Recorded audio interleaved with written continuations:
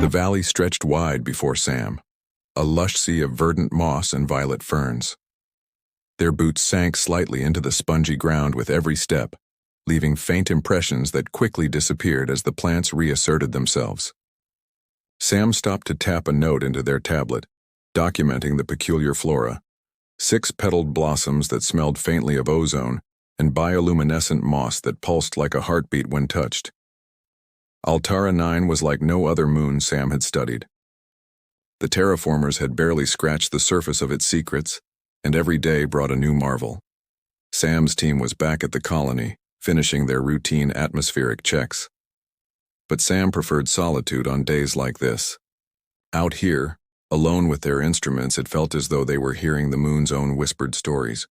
They were scanning a clump of sapphire-tinted lichen when they heard it. A soundless voice. A vibration inside their mind that carried words without any physical noise, human. Sam froze, their breath catching. It wasn't fear, at least not yet. Slowly they turned, half expecting to see another member of their team playing a prank. But they were alone. Human.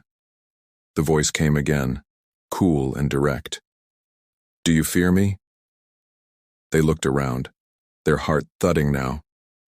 Just beyond a rise in the moss, a figure stood.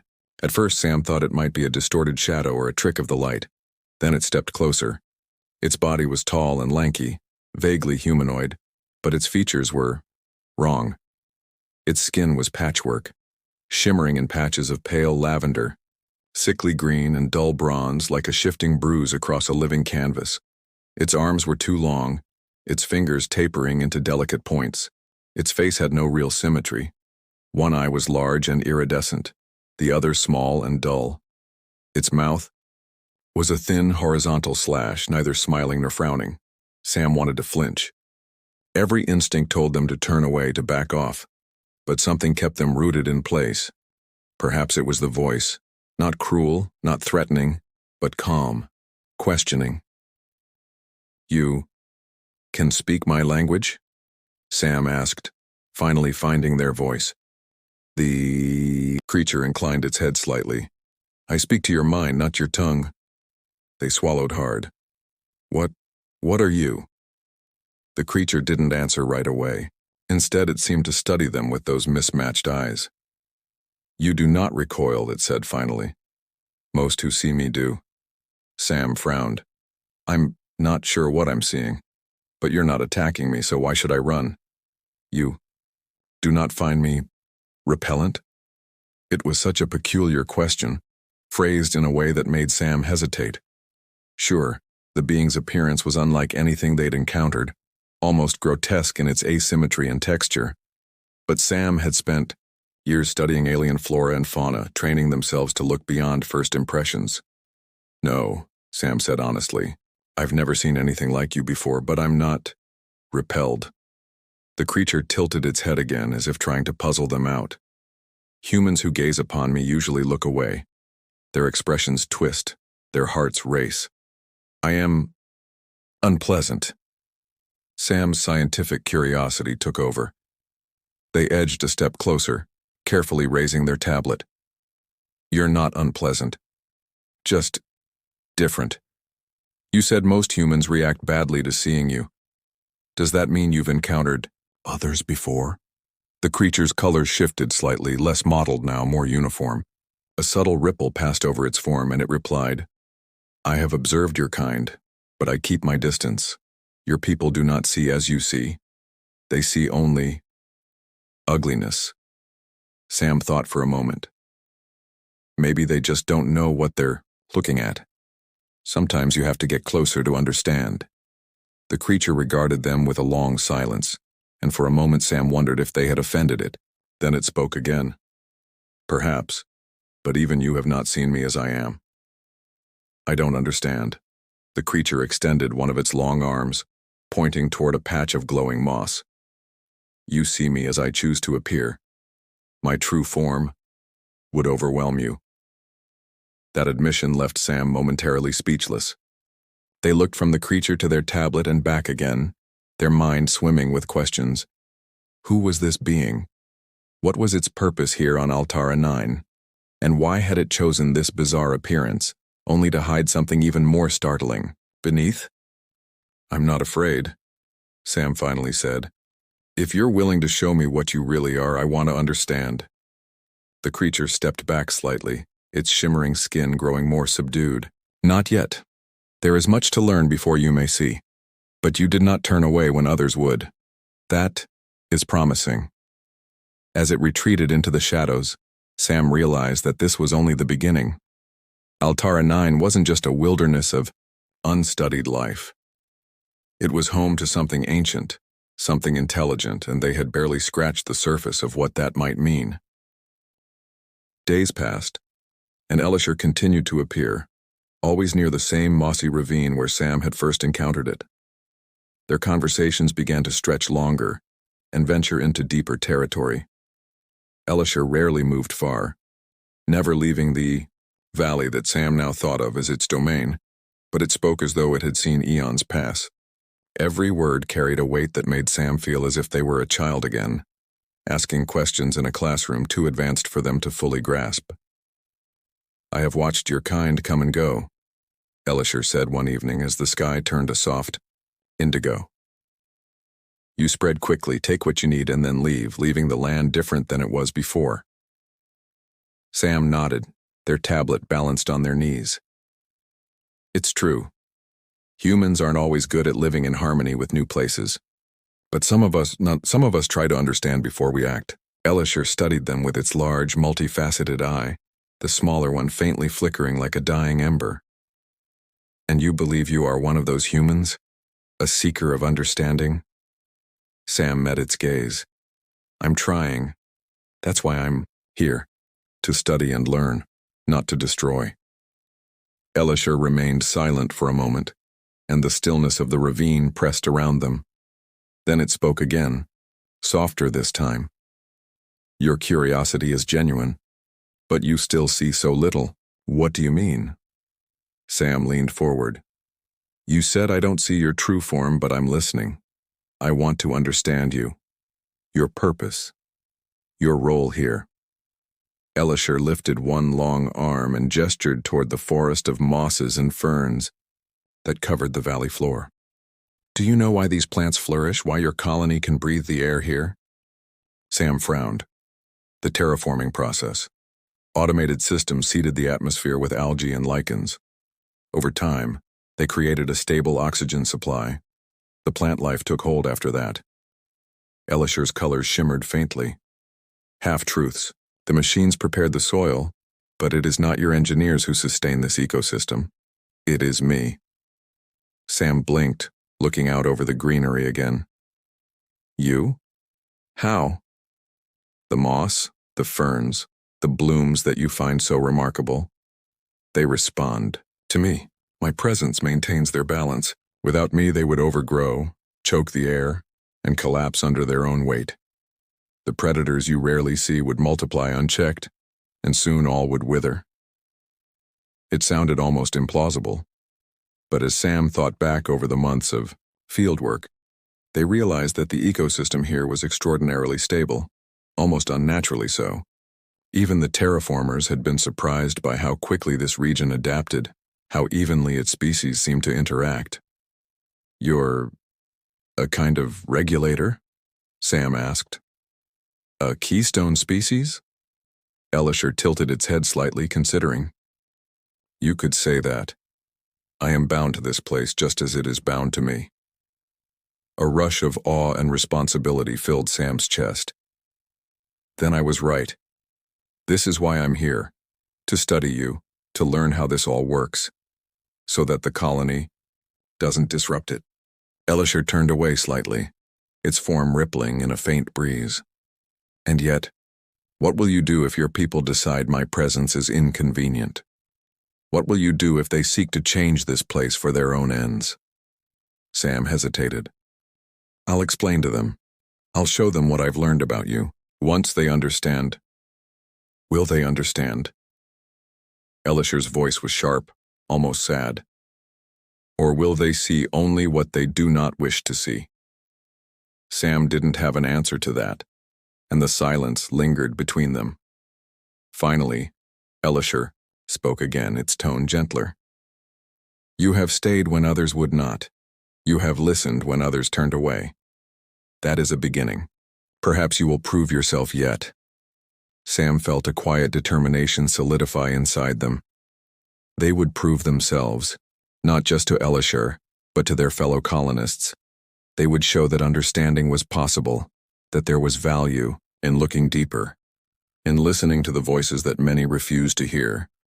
Sam was cataloging a patch of silvery moss by the ridge when the first shots rang out. The crack of pulse rounds echoed through the ravine, followed by sharp bursts of static from communication equipment. Sam froze, their heart pounding. The noise didn't come from the direction of the colony. It came from Elishar's valley. They grabbed their gear and sprinted toward the sound, lungs burning as the landscape blurred past. When they reached the clearing, Sam saw a scene that made their stomach drop. A small survey team stood near the mossy knoll where Elishar often waited. They wore heavy protective suits and carried bulky containment rigs. Elishar was crouched against a rock formation, surrounded by glowing energy restraints. Its form looked dimmer than usual, its mismatched skin dull and static. Stop, Sam shouted, skidding to a halt. One of the team members, a broad-shouldered man with a stern faceplate, turned to them. This sector isn't safe right now, kid. You should head back to the colony. This isn't a dangerous zone. Sam shouted back. You don't understand what you're doing. They pointed toward Elishar, their hand trembling. That's not just some alien animal. It's part of the ecosystem. If you remove it, the balance here will collapse. The man, apparently the team leader, made a sound that might have been a laugh. Right. And you're some kind of xenobiologist. Now? I am a biologist, Sam snapped, stepping closer despite the pulse rifles now pointing in their direction. I've been studying this area for months. That being keeps the entire valley in balance. It's not just another life form, it's critical to the environment. If you disrupt it, the ecosystem will fail. Another member of the team muttered, What's the kid talking about? The leader waved a hand. Just some researcher who's gotten too attached to the wildlife. We have our orders. This thing's been causing interference with our equipment and we're taking it in. Sam clenched their fists, their heart pounding. That interference you're talking about, it's probably Elishar's bioelectric field. It's why the plants and predators are stable here. It's not just some alien noise, it's the thing holding this place together. The leader motioned for the containment techs to move forward. Listen, kid, you're out of your depth. Go back to the colony before you get hurt. No, Sam shouted, planting themselves between the team and Elishar. I've seen what happens when ecosystems lose their keystone species. The moss and ferns you think are just plants will overrun everything. The predators will turn on each other, and then everything will collapse. You can't take Elishar. This valley needs it. One of the techs hesitated, glancing back at the leader. He might have a point, boss. We don't know much about these things. But the leader shook his head. We have our orders. Sam felt panic rising. They turned to Elishar, who had remained motionless, its flickering form still and dim. Why aren't you fighting back? Sam demanded. You're more powerful than this. You could stop them. Elishar's voice came softly directly into Sam's mind. To fight would only prove their fear correct. I have seen many of my kind taken, many of my kind killed.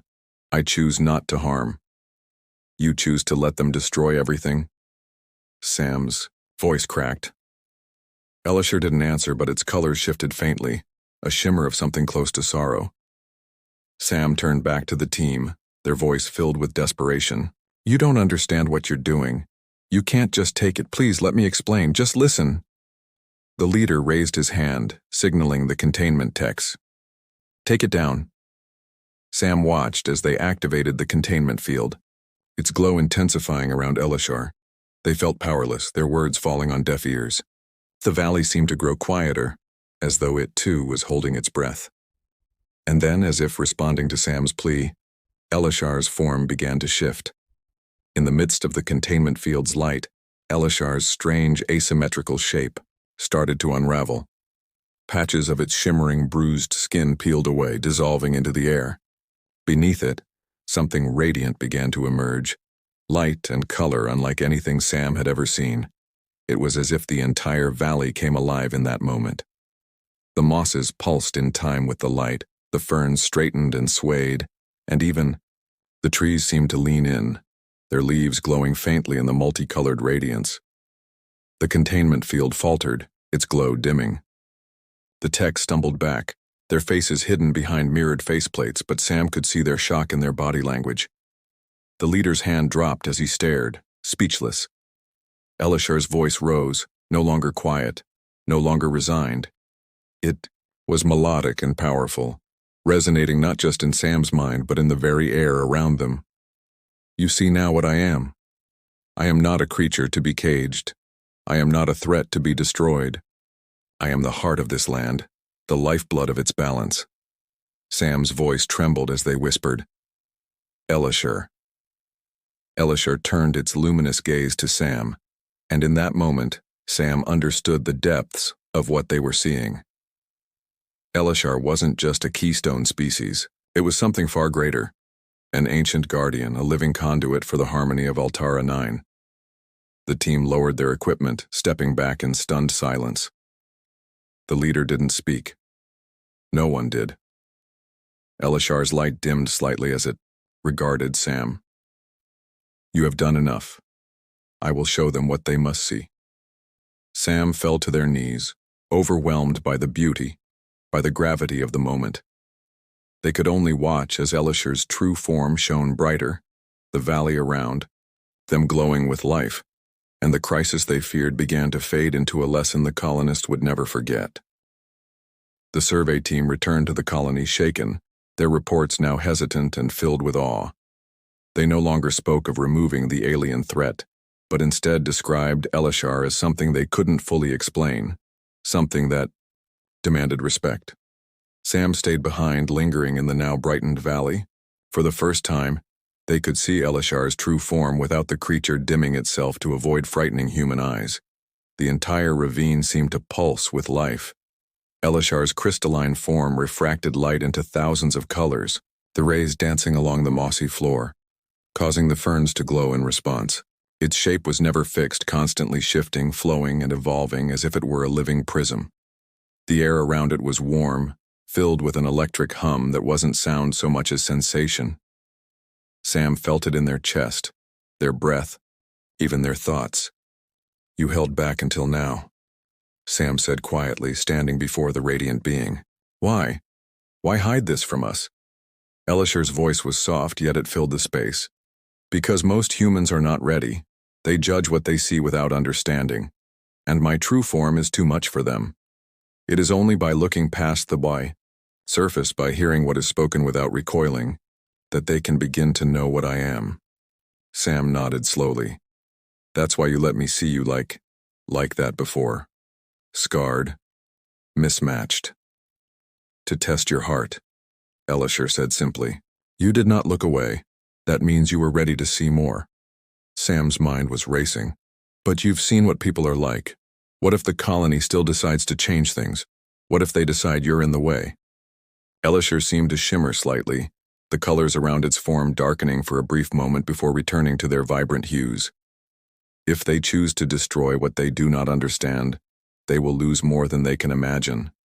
I have shown them a glimpse of my true self so that they might think twice.